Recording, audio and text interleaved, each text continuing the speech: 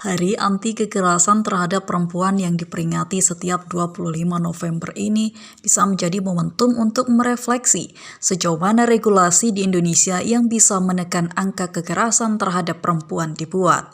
Mengingat angka kekerasan perempuan terus meningkat, baik ruang lingkup domestik, sivitas akademik, hingga di ruang publik. Nah, kalau sekarang kan bicara efektivitas, karena semua aturan itu kan sudah dibuat mengenai perempuan soal kekerasan dan keterwakilan.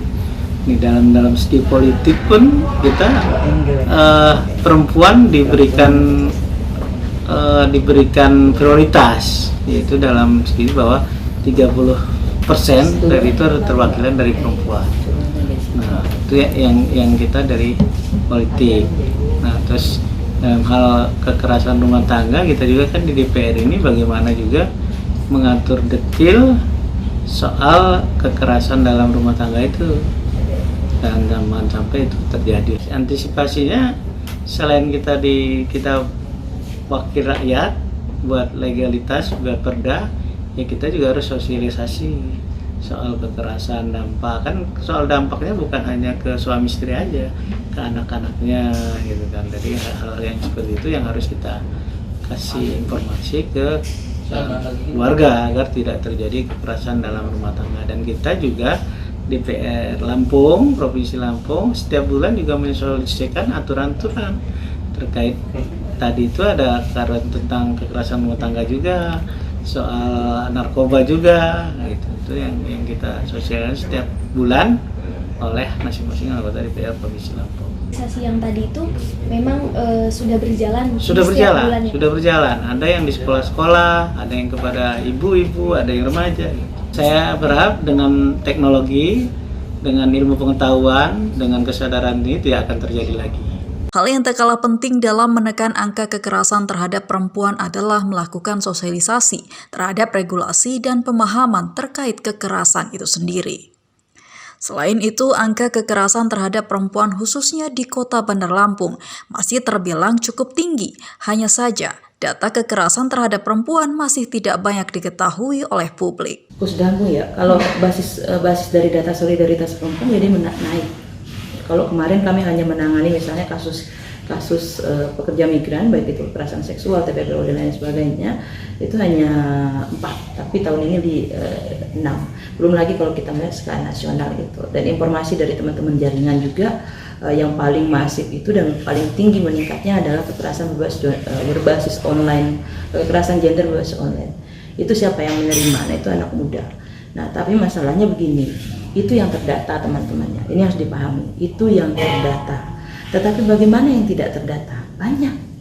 Kalau kita turun ke lapangan, karena memang basis kerja perempuan, solidaritas perempuan itu adalah di desa.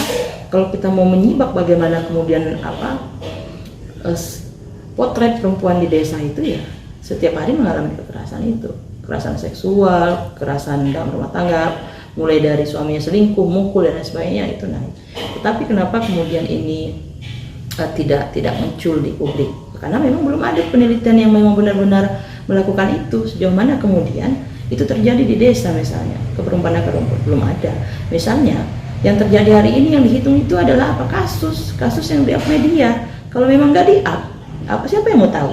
Nah, apakah kemudian media punya banyak kemampuan juga untuk nge-up satu-satu, ataupun ada yang mau untuk kemudian berbicara soal bahwa mengadukan semua kasusnya misalnya ke pihak penegak hukum? Ya belum tentu juga. Maka saya berpendapat bahwa di tahun 2002 ini dia naik, dan belum lagi kita harus merefleksikan bagaimana yang kemudian hak mereka terlanggar, mereka mengalami situasi kekerasan berlapis tapi itu tidak terdata. Itu sangat banyak. Harapanku mutlak ya Mbak, bahwa ini juga adalah momen HKTP, di mana HKTP adalah Hari Anti Kekerasan Terhadap Perempuan yang dilakukan pada tanggal 25 sampai 10 Desember.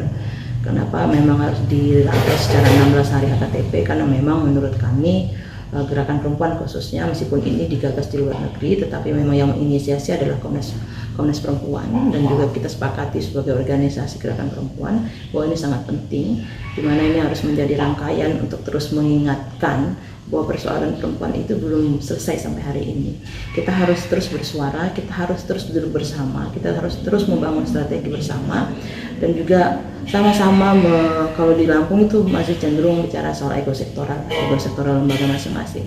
Nah ini yang kemudian harus mulai sama-sama kita robohkan bersama gitu. Kita harus duduk bareng, semua komponen harus ada di situ, mulai dari CSO, korban, dan bahkan government dalam hal ini pemerintah itu juga harus duduk bersama untuk merumuskan strategi-strategi apa yang kemudian sangat relevan untuk memutus ya, bukan hanya menyelesaikan, tetapi bicara soal pencegahan. Ini sangat penting, pencegahan bagi kekerasan perempuan, terus kemudian bicara soal bagaimana penanganan kasus, dan juga bicara soal penyelesaian kasusnya. Ini sangat penting untuk dilakukan agar kekerasan itu tidak terjadi lagi terhadap perempuan, karena memang jujur angkanya semakin naik bukan semakin turun. Dari Bandar Lampung, Putri Dikawalia dan Katrunada Ulaya, FS TV melaporkan.